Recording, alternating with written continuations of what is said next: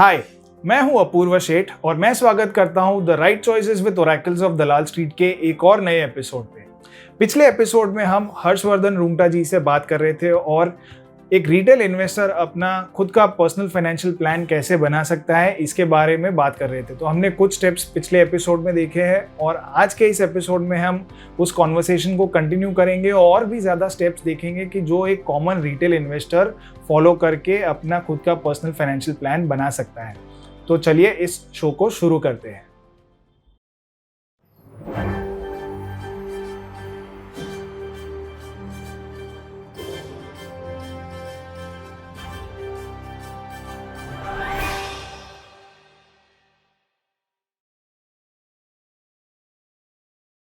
तो अब इसमें जैसे कि आपने दो चीज़ें बताई कि first step is to secure your current income by buying term plan and second चीज is to secure your savings by buying medical insurance and buying disability insurance. तो ये दो चीज़ें तो काफ़ी ज़रूरी है ही। तो जो हमारे स्टेप्स है उसमें these two are very important thing. Now what is the third thing that one should do while preparing a financial plan? Yeah perfect. तो आप having taken care of all the probabilities कि ये कोई भी अगर भगवान न करे गलत होता है आपके परिवार के साथ तो आपका सिक्योरिटी है। अब आप इसके आगे इन्वेस्टमेंट की सोचते हैं। आप ये देखते हैं कि मुझे अभी अभी जो मेरे पास पैसे बच रहे हैं नहीं भी बच रहे हैं तो मुझे कोई तो आगे जाके रिस्पॉन्सिबिलिटी है मेरी, जिसके लिए मैं क्यों ना आज से सेव करूं। तो आप अपनी इनकम का ये सब खर्चे हटाने के बाद ये इसको मैंडेटरी एक्सपेंस में सारे प्रीमियम्स भी जोड़ लीजिए। ये होने के बाद आपको ये देखना है कि एक छोटी रकम जो मेरी बचती है वो मुझे मेरे आगे की रिस्पॉन्सिबिलिटीज, गोल्स एंड एस्पिरेशंस जो कहते हैं भाई ये मेरी रिस्पॉन्सिबिलिटीज है, ये तो मुझे पूरी करनी है। बच्चों की पढ़ाई होने वाली है, मुझे पैसे खर्च करनी है। और मुझे एस्पिरेशंस क्या होंगे, मुझे हॉलिडे पे जाना है, घर बड़ा घर खरीदना है, गाड़ी खरीदनी है। तो ये एस्पिरेशंस हो सकती है। रिटायरमेंट एक गोल बनता है कि भाई एक ना एक दिन तो जाके मैं रिटायर होने ही वाला हूँ। तो आज अगर मुझे जो इनकम आ रही है, जो सैलरी आती है, हम सब जानते हैं कि उसमें भी खर्चे निकलने भारी होते हैं। कई बार ऐसे होता है कि इनकम जो आ रही है उसमें हमारे खर्चे नहीं पूरे होते हैं। तो ये तो जनाब आप सोचिए कि इनकम आ रही है तब आपके खर्चे नहीं निकल रहे। रिटायरमेंट का जब इनकम आएगी नहीं तो खर्चे कहाँ से निकलेंगे। तो खर्चे कहाँ से निकलेंगे यार? वो पीरियड के बारे में भी सोचिए जब इनकम आनी ही नहीं वाली। तो आपको अपनी आज की इनकम में से थोड़ा पैसा बचा के आगे की जरूरतों के लिए रखना हो। तो अब ये इन्वेस्टमेंट प्लान की तरफ आते हैं। अब मैं जब इन्वेस्टमेंट करने जा रहा हूँ तो मैं एक अगेन एक क्लियर रोड मैप बनाता हूँ। मैं एक हम हमारे क्लाइंट्स को एनकरेज करते हैं कि आप एक जॉट डाउन करिए कि आपको क्या चाहिए। तो पहले एक विश लिस्ट बनती है कि भाई मुझे ये चाहिए। उसमें कोई प्रैक्टिकल होने की जरूरत नहीं है, ये प्रैक्टिकली सोचना इन्वेस्टर का काम नहीं है। आप अपनी विश लिस्ट बनाइए कि भाई मुझे ये चाहिए, मुझे चांद तारे चाहिए, मतलब आप कुछ भी लिखो उसके अंदर, मतलब स्पेस में जाना है। ठीक है, जो आपकी इच्छाएं हैं वो आप उसको नोट डाउन करिए। तो आप उसमें लिखेंगे कि भाई मुझे बड़ी गाड़ी खरीदनी है, घर खरीदना है, बच्चे यहाँ पढ़ने जाएं, मैं रिटायर होना चाहता हूँ, ये तारीख को ये साल में रिटायर होऊंगा मैं। तो आप ऐसी विश लिस्ट बनाएं। फिर हम क्या करते हैं, उसको क्वांटिफाई करते हैं। आपने बोल तो दिया रिटायर होना है, तो रिटायरमेंट में अच्छी रकम चाहिए। अब कितनी है वो अच्छी रकम, व्हाट इज दैट अमाउंट, वो भी जानना जरूरी है। तो अच्छा। फिर आप उसे क्वांटिफाई करना शुरू करते हैं कि भाई मेरे बच्चों की पढ़ाई के लिए मुझे 5 साल बाद लगभग 10 लाख रुपए चाहिए या 20 लाख, 1 करोड़, जो भी अमाउंट चाहिए। रिटायरमेंट में मुझे 3 करोड़ चाहिए, 5 करोड़ चाहिए। तो आप उसे नोट डाउन करेंगे ना, आप उसे क्वांटिफाई करेंगे।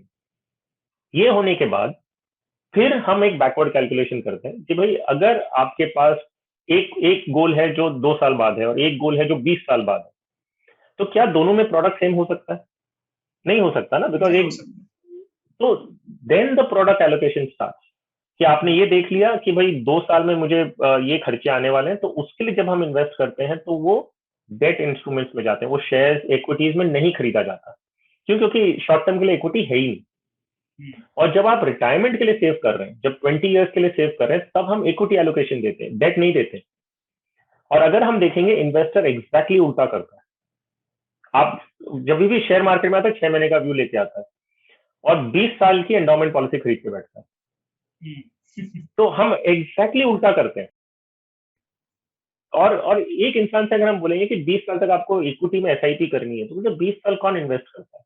20 साल तो बहुत लंबा टाइम होता है, इतने टाइम तक मैं नहीं इन्वेस्ट कर सकता। तो वही इन्वेस्टर को हम पूछते हैं आपके पास इंश्योरेंस पॉलिसी है? बोलता हाँ। बोले कितनी साल की है? बोले 20 साल की है। उसमें प्रीमियम 20 साल तक भरूंगा। तो एक आदमी का अप्रोच देखिए। और 20 साल के लिए प्रोडक्ट है ही नहीं। आप 20 साल के लिए डेट में पैसा डाल रहे हैं, आपके पैसे इन्फ्लेशन से अगर जब तक ज्यादा नहीं कमाएंगे आपके पैसे टूट रहे हैं। हम्म। सो इन्फ्लेशन को समझना जरूरी है। इन्फ्लेशन समझना क्यों जरूरी है? क्योंकि हम क्या चाहते हैं कि जब हम 100 रुपए इन्वेस्ट कर रहे हैं, तो मैं एक मिश्रण बनाता हूँ ना कि भाई मैं इतना इक्विटी में डाल रहा हूँ, इतना डेट में डाल रहा हूँ। तो डेट से मान लीजिए मुझे 6 से 8% के आसपास का रिटर्न एक्सपेक्ट करते हैं भाई लॉन्ग टर्म में। मुझे आज की तारीख में तो ब्याज दरें और घट गई है, लेकिन आप समझ लीजिए कि 6% 7% आसपास अगर आपको डेट में रिटर्न मिल रहा है, और एक पोर्शन जो हमने इक्विटी में डाला वहां हम उम्मीद करते हैं कि 12 से 15% रिटर्न मिले। तो जब हम दोनों का कॉम्बिनेशन देखते हैं, भाई 50 रुपए मैंने मान लीजिए इक्विटी में डाला जिसमें मैं 15% एक्सपेक्ट कर रहा हूँ, और 50% मैंने ऐसे एक दूसरे प्रोडक्ट में डेट में डाला जिसमें 6% आने वाला है, तो तब हम एवरेज निकालते हैं कि 10 के ऊपर मिल रहा है पूरे 100 रुपए पे। तो जब तक मेरे पूरे 100 रुपए पे मैं इन्फ्लेशन से ज्यादा नहीं कमाऊं, मतलब 10% से ज्यादा नहीं कमाऊं, तब तक मैं एक्चुअली सेंस में कोई पैसे नहीं बना रहा। बिकॉज इन्फ्लेशन से ज्यादा मैं पैसा कमा ही नहीं रहा है। अगर इन्फ्लेशन से ज्यादा नहीं कमा रहा है तो आपके पैसे पहले ही टूट रहे हैं। सो तो ये basically inflation is a hidden expense जो आपके पॉकेट में से पैसा निकाल रहे हैं, वो एक होल के जैसा है। तो आपको लग रहा है कि मैं पॉकेट में पैसा डाल रहा हूँ, लेकिन इन्फ्लेशन एक होल है जो कि आपको शायद नजर नहीं आ रहा है, और वो आपके पैसे जो सेविंग्स है उसको खा रहा है।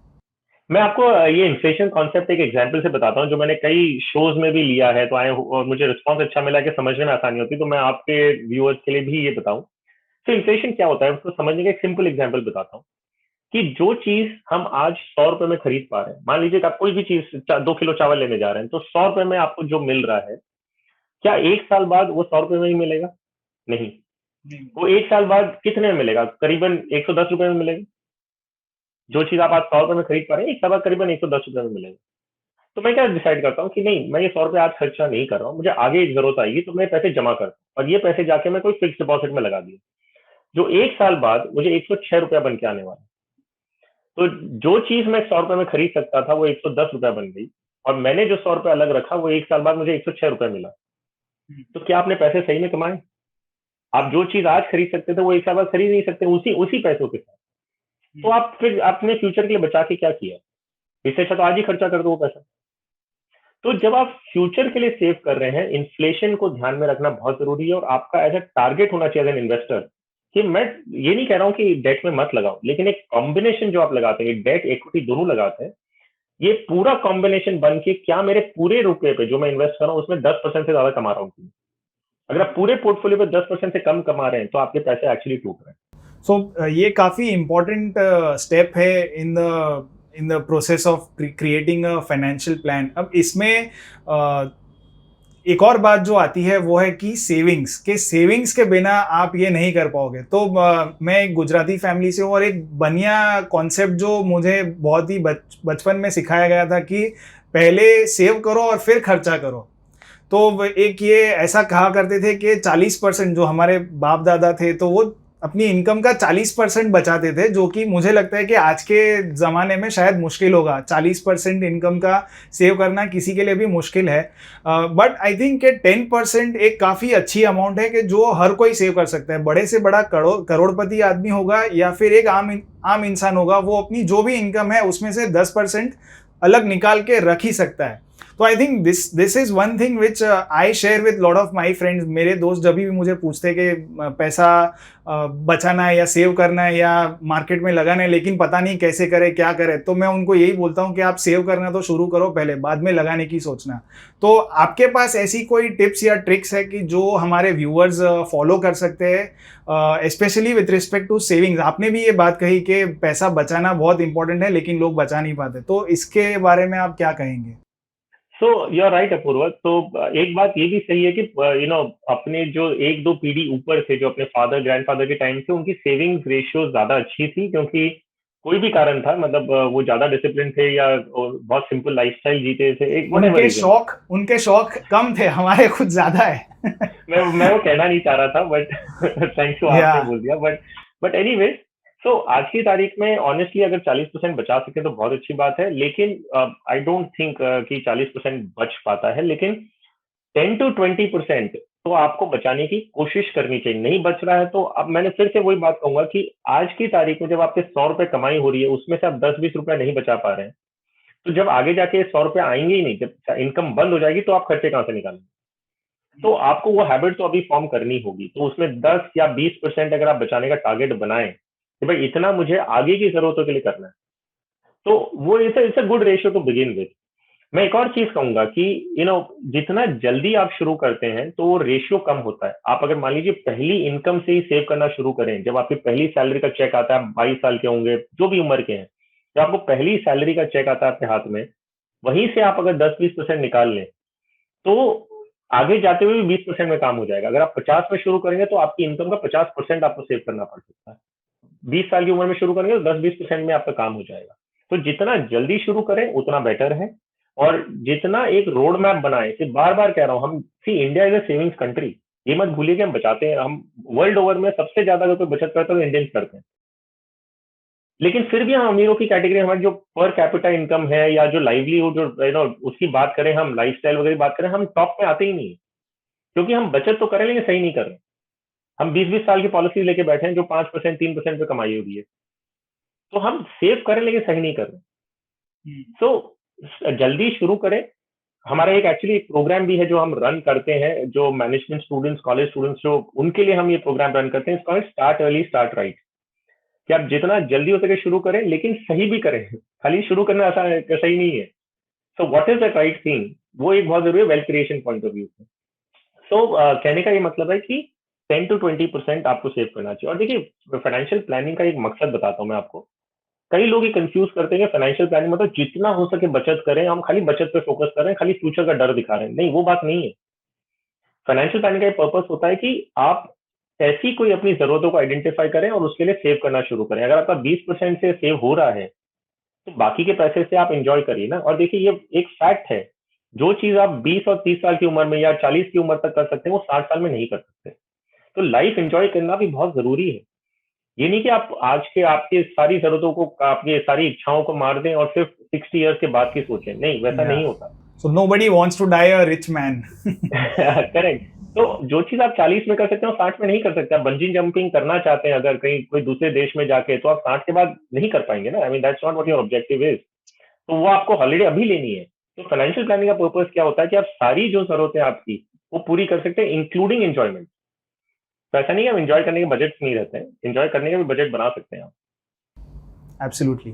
तो अब इसमें आखिरी स्टेप है कि एसेट एलोकेशन के कहाँ पे आपको निवेश करना है, ये कैसे डिसाइड करें। तो आपने एक ब्रॉड गाइडलाइन तो दी थी कि आपको थोड़ा बहुत डेट में डालना है और थोड़ा बहुत इक्विटी में डालना है, बट इसके बारे में आप कुछ और विस्तार से बता सकते हो?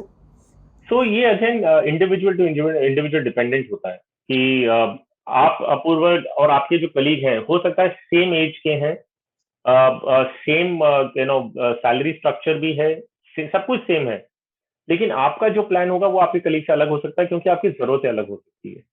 आपको मान लीजिए 20 साल तक पैसों की जरूरत नहीं है और आपके जो कलीग हैं जो सेम एज है और सेम इनकम है, सब कुछ सेम है, उनको 2 साल बाद कोई खर्चा करना है, तो इन्वेस्टमेंट आप जो करेंगे वो अलग होगा और आपके फ्रेंड जो करेंगे वो अलग होगा। सो एसेट एलोकेशन कोई स्टैंडर्ड रूल नहीं है, ठीक है, लेकिन वो एक प्रोसेस है जो आप अपने कोई अपने जो प्रोफेशनल इस फील्ड के उनसे मिल के आप वो ड्रॉप कर सकते हैं कि उनके आपके लिए स्पेसिफिकली क्या है। उसमें रिस्क प्रोफाइल भी देखा जाता है कि भाई अपूर्व आप मार्केट से हैं तो आप अपना शायद सारा पैसा आप इक्विटीज में लगा दें या 90% इक्विटी में लगाए, 80% इक्विटी में लगाए। कोई आपकी उम्र का जो मार्केट से नहीं है, जो इंजीनियरिंग से है, उन्हें मार्केट का कुछ पता नहीं है, तो वो ऑब्वियसली 80% नहीं लगाएंगे। तो उनका एसेट एलोकेशन अलग होगा, आपका अलग होगा। जरूरतों के जो टाइम हो रहा है, इसे गोल्स क्या है, रिस्क एपिटाइट क्या है, अदर इन्वेस्टमेंट क्या है, वो सब देखते हुए एक एसेट एलोकेशन प्लान बनाया जाता है। अगर कोई इंसान ये सब चीजों में नहीं जा रहा है और एक थंब रूल पूछता है, तो थंब रूल हर चीज के होते हैं, लेकिन thumb rules are not the real answer. लेकिन अगर कुछ नहीं है तो शायद यू स्टार्ट फॉलोइंग दैट। तो वो सिंपल इतना होता है कि जो आपकी उम्र है उतना आप डेट में रखें। आप 30 साल के हैं तो 30% डेट में रखें। So that can be a starting point, but that is not the real way. But अगर कुछ भी नहीं है तो कम से कम इतना तो। सो आई थिंक ये 4-5 चीज़ें मिला करके आपका एक अच्छा खासा फाइनेंशियल प्लान तो डेफिनेटली बन जाएगा, and this is a very right approach to follow when you are investing from a short term और अ लॉन्ग टर्म पर्सपेक्टिव।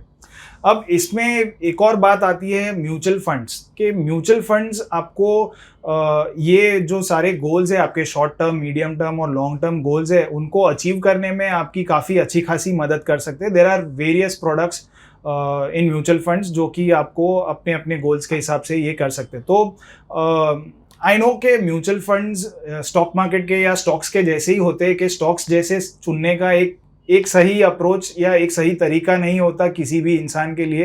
हर एक इंसान अलग है और उसका तरीका भी अलग होगा, तो आई एम श्योर कि म्यूचुअल फंड भी कुछ कुछ वैसा ही है, but still how would one go ahead and select a mutual fund? So Apoorv, ये एक अपने आप में एक लाइफ लॉन्ग स्टडी है, कंटिन्यू स्टडी है। सो हमारे 20 साल हो गए इस इंडस्ट्री में, लेकिन हम भी इस चीज को स्टडी ही कर रहे हैं। सो लेकिन एक अगर मोटा मोटी हम अगर बातें करेंगे, कई चीजें हैं जो आपको देखनी है, क्योंकि अल्टीमेटली म्यूचुअल फंड है क्या? आप अपने पैसे एक प्रोफेशनल फंड मैनेजर को दे रहे हैं, वो आपके पैसे आपके बिहाफ में मैनेज करेगा। तो ये जरूरी है ना कि आप जिसको पैसा दे रहे हैं वो कैसा काम कर रहा है। तो इसका इसका आप कैसे चेक कर सकते हैं? तो दो तीन चीजें हैं जिसको आप एज ए लेमैन इन्वेस्टर देख सकते हैं। एक है ऑफ कोर्स कि आप एक पर्टिकुलर फंड हाउस को अपना पैसा दे रहे हैं, तो उन्होंने अभी तक कैसा परफॉर्मेंस किया, तो पास्ट परफॉर्मेंस जो बोलते हैं ना कि अभी तक का उनका ट्रैक रिकॉर्ड क्या रहा है। तो ट्रैक रिकॉर्ड क्या है, तो इसमें आप अपना रोलिंग रिटर्न देख सकते हैं कि भाई इस पर्टिकुलर फंड में पैसा दे रहा हूँ, तो इस फंड की अगर 10 साल 15 साल की हिस्ट्री है, 10 15 साल से स्कीम चल रही है, तो इन्होंने अलग अलग मार्केट साइकिल्स में इन्होंने कैसा परफॉर्मेंस दिया, कितना रिटर्न जनरेट करके अपने इन्वेस्टर्स को दिया। तो एक रोलिंग रिटर्न एक पैरामीटर होता है, परफॉर्मेंस बेसिकली ट्रैक रिकॉर्ड की बात कर रहे हैं। दूसरा, आपको एज ए फंड हाउस देखना चाहिए कि अगर ये एक फंड हाउस के पास 15 इक्विटी स्कीम्स हैं, तो इन्होंने एज अ होल क्या किया। ये 15 इक्विटी स्कीम्स में कितनी, जो अगर पूरा इक्विटी एसेट्स ये इतना रुपया मैनेज कर रहे हैं, 1 लाख करोड़ मैनेज कर रहे हैं, तो ये पूरा इक्विटी पोर्टफोलियो ने कैसा परफॉर्मेंस किया, ना कि ओनली वन स्कीम जिसमें मैं पैसे लगाने की सोच रहा हूँ। क्योंकि हो सकता है कि एक स्कीम ने बहुत अच्छा परफॉर्मेंस दिया, क्योंकि बाई चांस उन्होंने कोई अच्छी कंपनी खरीद ली जिसका भाव बढ़ गया। लेकिन अगर हम overall average performance of entire equity assets देखें, तो आपको एक ज्यादा बेटर एक व्यू मिलता है। एंड ऑब्वियसली फिर आप उससे और आगे जाते हैं कि भाई फंड मैनेजर कौन है, उनका क्या ट्रैक रिकॉर्ड है। तो ऐसे जाके बहुत सारे पैरामीटर्स हैं जिसके बेसिस पे आप देख सकते हैं। अगर कोई और टेक्निकल नॉलेज है उनके पास, तो रेशियोज में जा सकते हैं कि भाई उनमें स्पेसिफिकली रेशियोज आते हैं कि शार्प रेशियो हो गया, सॉर्ट इन हो गया, वो बहुत सारे जो रेशियोज हैं उसके बेसिस पे आप अगर खुद करना चाहते हो। नहीं तो बाकी आपके पास अगर कोई एडवाइजर या म्यूचुअल फंड डिस्ट्रीब्यूटर है जो ये काम करके देता है आपके लिए, तो आपको सिंपली फॉलो करना है। अगर आप कर सकते हैं तो डेफिनेटली आप ये सब डिटेल्स में जा सकते हैं, बिकॉज अल्टीमेटली इंपॉर्टेंट क्या है, आप अपने पैसे किसी को मैनेज करने दे रहे हैं।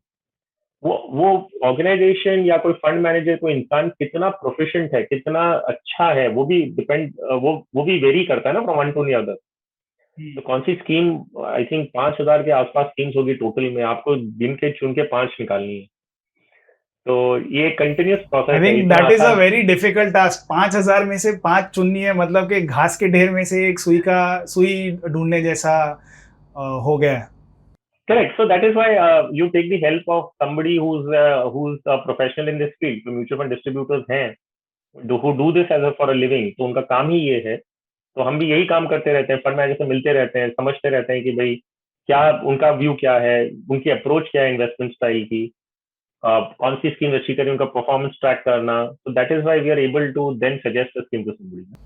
एब्सोल्युटली। तो जो लोग एकदम ही नए हैं मार्केट में, उन्हें डेफिनेटली फाइनेंशियल एडवाइजर्स की मदद लेनी चाहिए। और आई थिंक आप भी लोगों की 20 साल से मदद कर रहे हैं, तो इफ़ एनीवन इज़ इंटरेस्टेड तो आपके पास भी लोग आ सकते हैं। और इसके अलावा भी मैं एक बात करना चाहूँगा कि सैमको का भी एक प्रोडक्ट है रैंक एमएफ, जो सही म्यूचुअल फंड चुनने में रिटेल इन्वेस्टर्स की मदद कर रहा है। तो आई थिंक रिटेल इन्वेस्टर्स को वो भी देखना चाहिए कि जहाँ पे रैंक एमएफ सारे ही म्यूचुअल फंड स्कीम्स को इवैल्यूएट करता है और फिर रेटिंग्स, जो कि आई थिंक इनकी रेटिंग्स इंडस्ट्री से अलग है, तो वो चीज़ आप ध्यान में रख के भी इन्वेस्टमेंट्स कर सकते हो म्यूचुअल फंड्स में। So I think we have come to an end of our discussion. It was great talking to you, हर्ष जी। आपने अपना कीमती समय हमें दिया, तो उसके लिए काफ़ी धन्यवाद देना चाहूँगा। तो हमारे शो की एक प्रथा है कि अंत में हम कुछ रैपिड फायर क्वेश्चंस पूछते हैं, तो आपसे भी वो रैपिड फायर क्वेश्चंस मैं पूछूंगा। तो मेरा सबसे पहला सवाल है कि which is the favourite book that you like to read and recommend to others?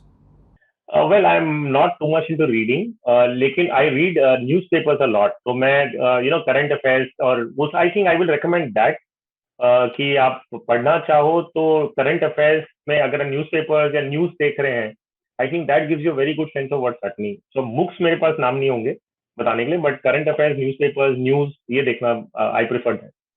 Absolutely. तो दूसरा सवाल है कि what are you watching these days? आपको क्या देखना पसंद है? मैं कुछ नहीं देखता यार अपूर्वा, मैं टीवी मैं देखता ही तो नहीं, आई डोंट। आई थिंक आप एक फिटनेस फ्रीक तो डेफिनेटली हो, या आपको स्पोर्ट्स का काफी शौक है, तो शायद एक फिटनेस एडवाइस हो जाए हमारे व्यूअर्स के लिए।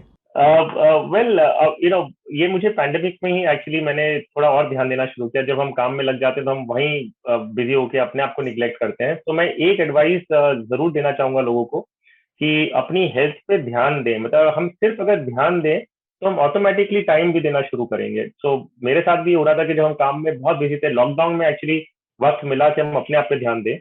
सो मुझे उसका फायदा भी लग रहा है और उसके I am reaping the benefits. तो मैं ये सलाह दूंगा सबको कि अपने आप पे ध्यान दें, और अगर हो सके तो दिन में आधा एक घंटा खाली निकाल लें, और कुछ नहीं। अगर मूड नहीं भी कर रहा है तो एक वॉक के लिए निकल जाए, एक लाइट वॉक कर लें, लेकिन just move out and move your body a little bit. I think that is the only one thing. Absolutely. तो मेरी एक ट्रिक है कि मैं रोज सूर्य नमस्कार मारता हूँ। I think that is the best exercise, जिससे आपको पूरी बॉडी का ये एक्सरसाइज हो जाती है, पूरी बॉडी का ये हो जाता है, संतुलन अच्छा हो जाता है। I absolutely. Think that is one thing that everyone could do. Most memorable day of your life, आपका लाइफ का सबसे मेमोरेबल डे कौन सा था? हाँ, एक्चुअली बहुत सारे इंस्टेंसेस हैं which I would remember. I mean, but obviously when my son was born, that was one of the most memorable moments, because when you hold your child for the first time, I mean, वो I think is a different thing altogether. अब वो बड़ा होके 16 साल का हो गया, वो एक अलग मैटर है। But my most memorable day was of course when my son was born. And what is one life lesson that you'd like to share with all of us? So one life lesson is, rather what I firmly believe कि और कोई हो ना हो life में, आपकी family आपके साथ होने वाली है। सो एक फेज आता है जब आप फ्रेंड्स के साथ बहुत ज्यादा, जो कॉलेज स्टूडेंट्स ज्यादा फ्रेंड्स में रहते हैं।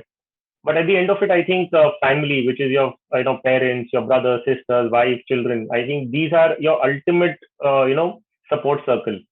सो ऑल सेड एंड डन, कभी भी अपनी फैमिली से अलग ना हो जहां तक हो सके, और ईगोज नहीं लाए। I think that is one, never get ego between your family members. Absolutely. So I think that was those were real gems of advice, both financially as well as in personal life. I think हमारे viewers को ये show उतना ही पसंद आया होगा जितना मुझे आपसे बात करने लगा और ये शो प्रोड्यूस करने में लगा। तो I think I would like to thank you once again for coming on this show. Thanks a lot. My pleasure Apurva, thank you so much. तो ये थे हर्षवर्धन जी। इनके साथ हुए पूरे कॉन्वर्सेशन में हमें पर्सनल फाइनेंशियल प्लानिंग से रिलेटेड काफ़ी सारी इंसाइट्स और एक्शनेबल आइडियाज़ मिली है। इसमें से सबसे पहली चीज़ ये थी कि आपको as a common retail investor आपका ऑनेस्ट सेल्फ असेसमेंट करना चाहिए। इसके बगैर आपका कोई भी फाइनेंशियल प्लान सक्सेसफुल नहीं होगा। फिर हमने दूसरी चीज़ देखी कि क्या स्टेप्स फॉलो करने चाहिए to prepare a personal financial plan. तो हमने 5 स्टेप्स देखे और इसे विस्तार से समझा है। तो आपको ये 5 स्टेप्स फॉलो करके आपको खुद का फाइनेंशियल प्लान बनाना चाहिए। और फिर फाइनली हमने म्यूचुअल फंड्स के बारे में भी कुछ बातें की। Mutual funds is a excellent vehicle to achieve your financial goals. तो ये कैसे सिलेक्ट करने चाहिए इसके बारे में भी हमने बातें की है। तो आई एम श्योर कि आपको ये पूरा कॉन्वर्सेशन काफ़ी पसंद आया होगा। अगर आपको ये कॉन्वर्सेशन पसंद आया है तो इसे लाइक कीजिए, इस पर्टिकुलर वीडियो को अपने फ्रेंड्स और फैमिली मेम्बर्स के साथ शेयर भी कीजिए, और हमारी चैनल को डेफिनेटली सब्सक्राइब कीजिए ताकि आप आगे भी ऐसे इंसाइटफुल वीडियोस देख सको और जानकारी ले सको। So thanks a lot and have a nice day. Pretty well. So what the 2008-9 bear market actually taught me was to get a sense of vertical, right? Because क्या होता था, first 1 year में हमको सब कुछ सिखाया गया था, तो to find into a specialization was very very difficult. Markets are not something कि जो 1 साल या 2 साल का bull market या bear market है. You will have those periods of up and down. I've seen 14 years. I've seen the best of the bull market, the best of the bear markets, and then a consolidation market as well.